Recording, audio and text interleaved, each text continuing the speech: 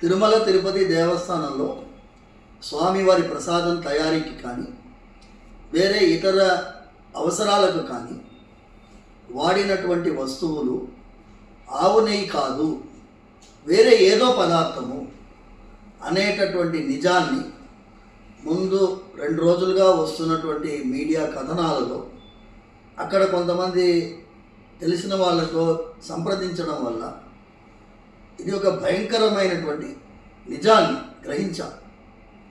అసలు ఈ టెండరింగ్ ప్రక్రియనే తప్పు. స్వామివారు శ్రీవైకుంఠం నుంచి దిగి వచ్చి భూలోకంలో ప్రత్యక్ష వైకుంఠంగా భావించే క్షేత్రం అది. అలాంటి క్షేత్రంలో స్వామివారికి ఆవు నెయ్యితో తయారు చేసినటువంటి లడ్డూ కానీ, హోమాల్లో వాడేటటువంటిది ఆవు నెయ్యే కాదు.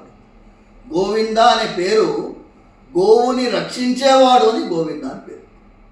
అలాంటి పేరుకి మనం ఇవాళ రోజు ఏం చేస్తున్నాము అంటే ఆయనకి వాడేటటువంటి వస్తువుల్లో కూడా వేరే జంతు కళేబరాలతో తయారు చేసినటువంటి నూనెల్ని వాడుతున్నాము అంటే చాలా భయంకరమైనటువంటి నమ్మలేనటువంటి నిజంగా ఉంది. దీంట్లో నిజానిజాలు తేల్చాలని అక్కడ ఆంధ్రప్రదేశ్ ప్రభుత్వాన్ని, ముఖ్యంగా ఒక థర్డ్ పార్టీ ఎంక్వైరీ చేయాలని ప్రార్థిస్తాం.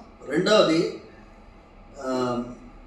పవన్ కళ్యాణ్ గారు, డిప్యూటీ చీఫ్ మినిస్టర్ గారు, ఉప ముఖ్యమంత్రి గారు ఇవాళ ఒకరోజు ముఖ్యమైనటువంటి స్టేట్మెంట్ రిలీజ్ చేశారు.